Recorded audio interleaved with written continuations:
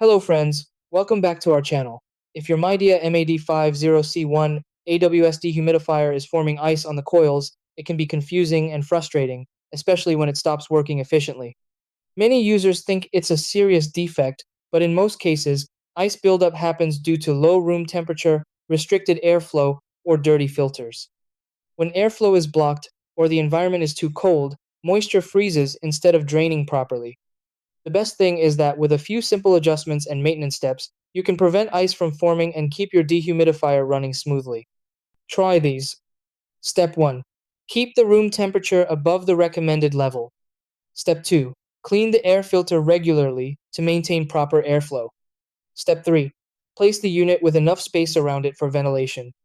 Step 4. Empty the water tank to avoid system strain or blockage. Step 5. Turn off and let it defrost if ice has already formed. Step 6. Restart the unit and monitor to ensure no ice builds up again.